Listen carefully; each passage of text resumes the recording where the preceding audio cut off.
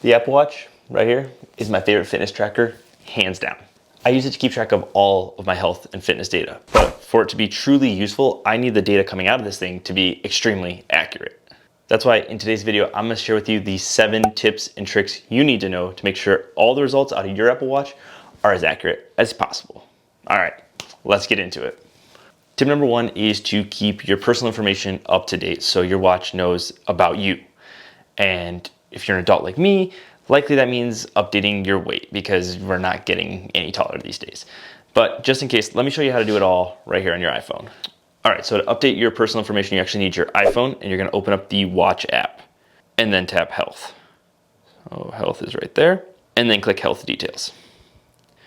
All right, so here's where you can update your date of birth, your sex, your height, and your weight. Also, if you're in a wheelchair or not. Now, for most of us, since we're adults, the only thing changing out of this category is likely going to be our weight. Now, you can update that here, or the easier way to do this is every time you weigh yourself on a scale, you can just tell Siri to update your weight for you. Let me show you. Hey Siri, log my weight as 179.4 pounds.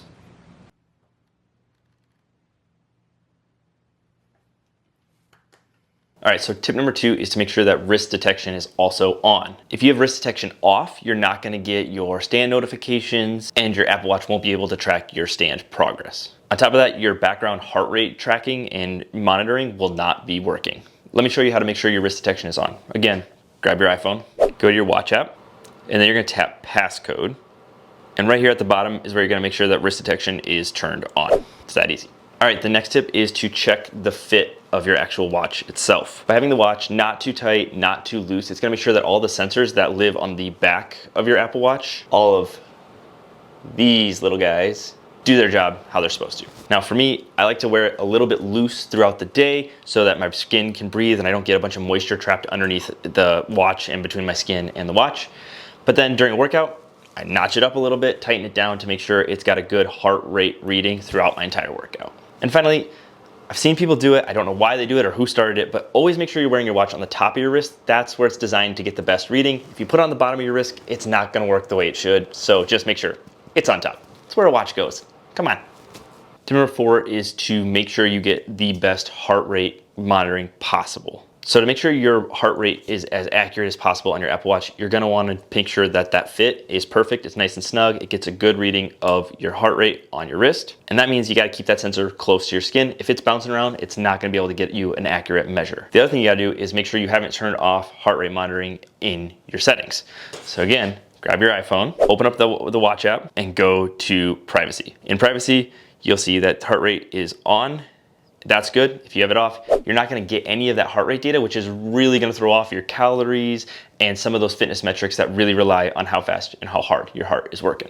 Tip number 5 is to make sure you get credit for all the movement and activity you do throughout the day. Every full minute of activity that equals or exceeds a brisk walk is gonna add to your movement and your exercise goals. And any activity that falls below that threshold is actually just gonna count towards your everyday activity. So to make sure you're getting credit for all the movement you do throughout a day, you need to make sure that your watch hand, so for me, the left hand, is able to swing freely when I'm doing activity. So if I'm walking the dogs, I make sure I hold the leashes in my right hand because that's gonna be kind of stagnant holding onto the rope. And my left hand gets to swing freely, so I get credit for that walk activity.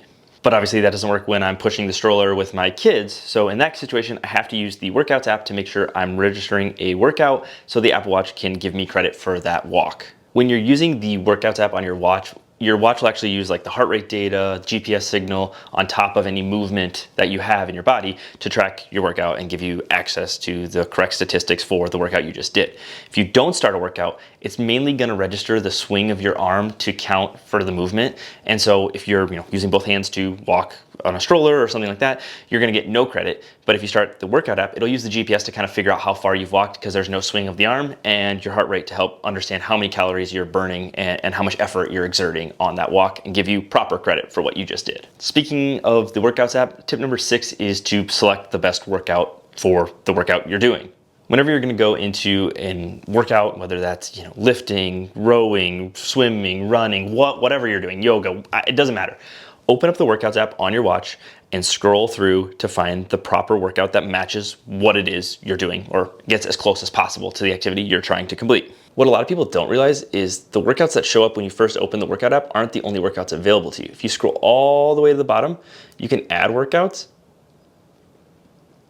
and see all these additional ones you could add to that list that might better match the workout you're doing. So put forth the little extra effort to find the proper workout that matches the activity you're engaged in to make sure you get the proper credit you deserve on your Apple Watch for the workout you're doing.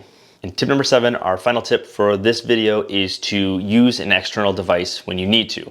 So the Apple Watch's ability to measure your heart rate and give you accurate feedback on calories and effort relies on its heart rate sensor getting a good reading on your skin. Now, a number of things can affect how well the heart rate reading is. The color and pigmentation of your skin is one. If you have wrist tattoos, that can greatly affect its ability to read your heart rate. And also just skin perfusion, which is how much blood flows through your skin. That's what it's actually registering and reading. That can vary wildly from person to person, and it's nothing you can actually control, but it definitely affects how well your Apple Watch will read your heart rate.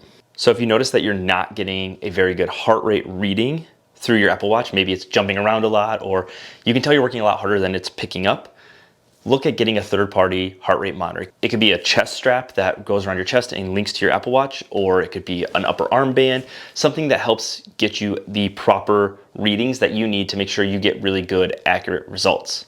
All right, so if you follow those 7 simple tips and tricks, I can assure you that the quality of the data coming out of your Apple Watch is gonna be top-notch, and it's gonna help you make good, informed decisions about your health and wellness. If you think I missed anything or you have any other suggestions, please drop them in the comments below. I'm always looking to improve my health data to make sure I'm living as healthy a life as possible. Until next time, I'll catch you guys in the next video.